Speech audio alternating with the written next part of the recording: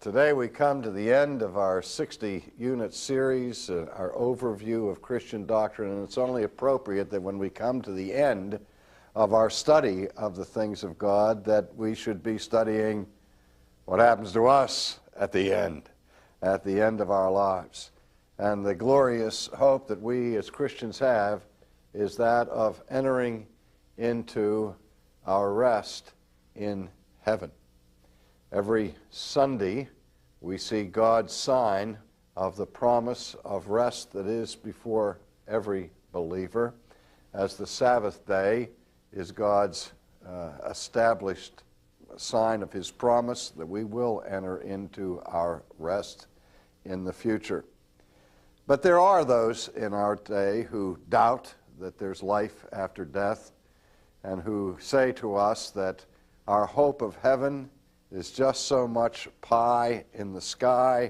It's a direct result of our ability to project our wishes and our desires into the future. And they will ask, on what basis do we have any real confidence that the next world will be better than this one? And of course, our answer to that as Christians is from the testimony of Christ. Not only by virtue of the proof of His own conquest over death by the resurrection from the grave, but also from His teaching. We remember His words at the home of Mary and Martha at the time that He visited Bethany, when their brother had died before Jesus could get there, before Jesus would raise Lazarus from the dead. And we remember Jesus saying, "I am the resurrection and the life. And though a man dies, yet shall he live." Now, in the upper room discourse on the night of His own betrayal, in John chapter 14, Jesus makes this observation: "Let not your heart be troubled. You believe in God, believe also in me." Now, when Jesus begins this discourse that is so popular among Christians, He begins with a commandment. He begins with an imperative. When He says, "let not," He is using the form of the language that implies an obligation. We are commanded not to have our hearts troubled about these matters, about our future in heaven. You believe in God, believe also in me. In my Father's house are many mansions. If it were not so, I would have told you, and I go to prepare a place for you. And if I go and prepare a place for you, I will come again and receive you to myself, that where I am, there you may be also. And where I go, you know, and the way you know. Now here's Jesus, the Last Supper, sitting there with His disciples, that they know that the crisis is upon them, that He is about to be removed from their midst. And they're concerned. They're anxious. And Jesus said, "Calm down. Don't let your hearts be troubled. You believe in God, don't you? Well, believe also in me. Because in my Father's house are many mansions." Now here's what He says: if it were not so, I would have told you. Now this is the rabbi teaching the disciples, the master teaching his students. And he's saying before he leaves, I would not let you continue on in false hope, pie in the sky, wish fulfillment and psychological cripples in this regard. If this were a false hope, if this were simply a projected paradise, I would have corrected your error. If it were not so, I would have told you. But not only is it so, but that's exactly where I'm going right now. I'm going to my Father's house, and I'm going there with one of the purposes I'm going for is to prepare a place for you. I'm going ahead into heaven and make sure that when I get there, there will be a place for you when you die. That's the promise of Christ to his people. That everyone who puts his trust in him, Christ has prepared a place in his Father's house for us. And God doesn't make idle preparations. And I think we've all had the experience of preparing dinner for guests, and then at the last minute we get the phone call that's saying that they've been sidetracked and they're not able to make the appointment. Well, it doesn't happen when Christ prepares a place for his people. His people will make use of that place. And so the first thing we want to say about heaven is that we have every reason to be confident of its reality. But usually where our concern is about heaven is, what's it going to be like? And the scriptures have much to say about heaven, but John also, in his first epistle, gives some insight into our future state, which I think is extremely important to us. In chapter 3 of 1 John, we read these words, "Behold, what manner of love the Father has bestowed upon us, that we should be called the children of God." Now, we've looked at this from another perspective elsewhere. "Therefore the world doesn't know us, because it did not know him. Beloved, now we are the children of God, and it has not yet been revealed what we shall be. But we know that when he is revealed, we shall be like him, for we shall see him as he is. And everyone who has this hope in him purifies himself just as he is pure." This text, I think, is one of the most important eschatological texts, if not the most important eschatological text in all of the New Testament. Because what it promises the believer is the zenith of the felicity that we will enjoy in heaven, which is found in what is called technically in theology the Visio Dei, or the beatific vision. The first phrase, Visio Dei, simply means the vision of God, which vision is called the beatific vision. Why? Well, you may not be familiar with the term beatific, but you are familiar with the term beatitude. The Beatitudes are those sayings that are recorded in the Sermon on the Mount when Jesus begins each of the Beatitudes with the prophetic oracle of blessing. Blessed are the poor. Blessed are the peacemakers and those who hunger and thirst after righteousness and so on. That is a promise of blessedness, a degree of happiness that transcends any pleasure or any kind of earthly happiness when God gives blessedness to the soul of a person. That is the supreme level of joy and fulfillment and of happiness that any creature can ever receive. And that is called, this blessedness is what is in view here when we talk about the beatific vision. A vision that is so wonderful, a vision that is so fulfilling, that the vision itself brings with it the fullness of the blessing. And what is that vision? It's the vision of God. For what John says here in this chapter is we don't know yet what we're going to be. He says, I don't know all the details of what heaven is going to be like. But one thing we know is that we will be like him, for we shall see him in se est, in the Vulgate, in the Latin version.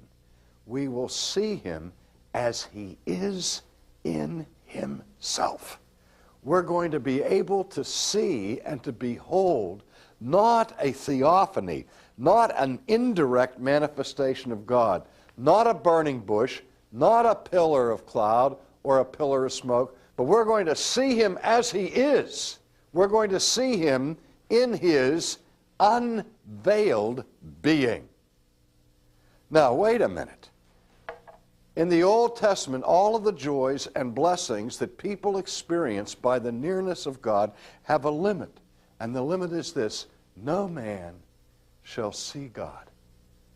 No man is allowed to see the face of God, or they will perish. Even Moses, who begged with the Lord that the Lord would let him see his face, God said, no, Moses, I'll let you get a glimpse, a backward glimpse of my passing glory, but my face shall not be seen.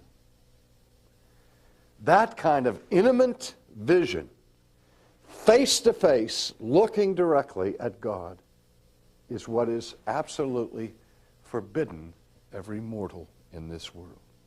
And it's what makes the living of the Christian life so difficult, because you are called to pursue a life of obedience and holiness and devotion and dedication to a God you've never seen.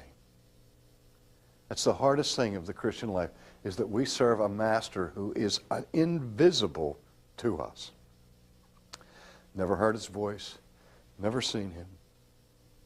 And yet the promise is that someday we will see him. Well, the immediate question that comes up at this point theologically is, now wait a minute. How are we going to see God as he is when God is invisible? And yet we go back to the Sermon on the Mount. Who is it that is promised that they would see God? It's not the peacemakers. It's not the poor. It's not the merciful. Blessed are the pure in heart, for they shall see God. And you see, the reason why we can't see God is not because there's something wrong with our eyes. The reason why we can't see God is there's something wrong with our hearts. But when we enter into glory and receive the fullness of our sanctification, that present barrier that makes it impossible to have a direct and immediate perception of God will be removed. But again, you say, but it's still, even in heaven, God will not have a body. He will be a spirit. How can you see a spirit? Well, I don't know the answer to that. This is one of those things where God has not told us, although some of the best minds in theology have speculated on it a little bit. Just yesterday I was working on a book on philosophy, and was dealing with one of the philosophers and explaining the whole business of mediated knowledge. And in my illustration, I talked about watching basketball games on television. And we say that when I watch the basketball game on television, am I really watching the basketball game? Obviously, I'm not live and present at the event.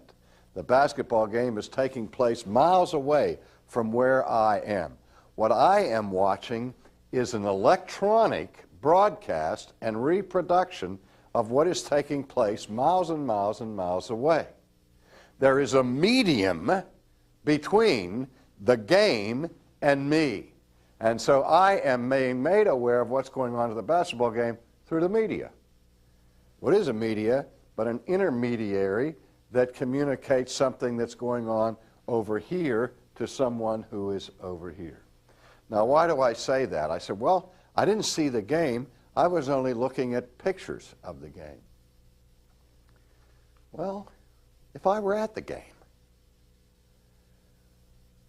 what would I be looking at? Images that are reflected in front of my eyes, and light then uses that illumines that image, so that light sources hit my eyes and the lens of my eyes, my optic nerve, and through this whole process of sight, I say, I see it. But all kinds of things are taking place here in the transmission of the sensory activity that I am perceiving with my eyes. And I couldn't see anything if I had the best vision in the world and you locked me in a room without any light. I wouldn't see anything. I still need light, and I need those images to be able to see them. So even our present sight is mediated. And what Edward said was this, that we are going to be in such a state where our souls, without the advantage of our eyes, will be able to have a direct and immediate apprehension of the invisible God. Now again, soul, spirit to spirit communication. I don't know how that works. That's pure speculation. But one thing we know for certain through the revealed Word of God is that the delight of our souls in heaven will be that we will see Him. And we will see Him as He is. Now, in our series on the overview of the Bible, Dust to Glory, where we went through from the beginnings of Genesis and gave an overview of the whole scope of biblical history and Revelation, ending up in the book of Revelation, we titled that series, Dust to Glory. Obviously, the glory was found in the zenith of revelation that comes to us in the last couple of chapters of the New Testament in the book of Revelation, where John records the vision that he received on the island of Patmos, in which Christ himself showed him things, including a vision at the end of the apocalypse of the new heaven and of the new earth that come down from God. And let's just take a moment to look at some of these elements. Chapter 21 of the book of Revelation.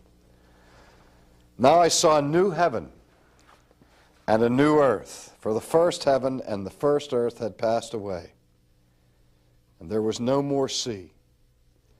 And I saw the holy city, the new Jerusalem, coming down of heaven from God, prepared as a bride adorned for her husband. And I heard a loud voice saying, Behold, the tabernacle of God is with men, and he will dwell with them, and they shall be his people. God will be with them, and he will be their God. And God will wipe away every tear from their eyes. There shall be no more death, nor sorrow, nor crying, no more pain, for the former things will have passed away. Now, notice that when the Bible gives us a description of the coming of heaven, it focuses on some startling dimensions of what heaven will be like and what it will not be like. It tells us what will be there, what will not be there. If you go on and read this text, it does talk about streets of gold. Gold so fine and so pure that it is translucent. It talks about gates constructed with magnificent pearls, and the foundation established and adorned with precious jewels. Now, knowing the nature of apocalyptic literature, what is so imaginative, we assume that these are symbolic representations about what heaven will be like. But let me just say, I wouldn't put it past him. I would not put it past God to have a city that is paved with streets of gold and to have it look just exactly as it is described right here. Wouldn't put it past him at all. But he said there's no sea there. I said, oh, wait a minute. And that's what we live for every year, is to go on vacation, go to the beach. We love the sea. No, no, no. For the Hebrew, the sea is the symbol of violence. They didn't have sandy beaches in Israel. Their seacoast was the source of marauders coming who attacked them, and violent weather that came off the Mediterranean. In all of Hebrew poetry, the sea is a negative symbol.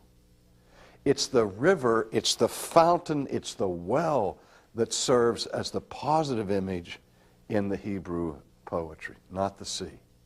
And so he says the first thing, folks, there won't be any violent natural catastrophes that you have to worry about in heaven, because the sea won't be there. And he said, here's what else won't be. There won't be any tears. There's no room for tears unless they're tears of joy. But we associate tears in our language, with sorrow, with sadness, with grief. And every child remembers what it was like to be overwhelmed with being upset and having a fit of crying and having your mother come with her apron and wiping away the tears. And what a comforting thing that is. However, you cry again tomorrow. But when God wipes away your tears, they never come back. They will be no more. Why? Because the things that make us cry will be removed. There will be no more death. There will be no more sorrow. There will be no more pain. These former things will have passed away. Well, we jumped on to verse 22 and we find out what else won't be in heaven. There'll be no temple there. And we go on and we see, oops, there'll be no sun there. There'll be no moon there. No temple? You mean there'll be no church? And there'll be no sun, no moon? What is this place of desolation? Thought it was going to be heaven. Why won't there be a temple there? Because the temple is the visible symbol of the presence of God. And when the reality is there, you don't need the physical temple there. And why will there not be any sun or moon or stars? These are artificial sources of light, and what we're told about that in heaven, the radiance, the refulgence of the glory of God and of the Lamb will illumine the whole city. There will never be night because the glowing, brilliant, radiant glory of God never stops. It's not on a 24-hour cycle. I mean, the sun of righteousness does not set ever. And so heaven will be a place that will be aglow with the unvarnished, unveiled radiance of God. And there are other beautiful things that are said here about heaven. But think of it, friends. What are you living for? Jonathan Edwards said, can you imagine somebody saving to go on a journey, on a vacation for 10 years? And in order to get to their destination, they had to travel, and at the first night they stopped at a wayside inn. And the next day, instead of continuing their travel to get to their desired destination that they had hoped and saved for all this time, they decided to forego it all and to stay in the inn. That's the way we are. We hold on so tenaciously to life in this world because we haven't really been convinced of the glory that the Father has established in heaven for His people. But for all eternity, God has established this place which is the end and the destiny of all of His people. It doesn't get any better than that. And again, every aspiration, every hope, every joy that we look forward to will be there and then some in this wonderful place. Our greatest moment will be the moment that we walk through the door and leave this world of tears and of sorrow, this valley of death, and enter into the presence of the Lamb.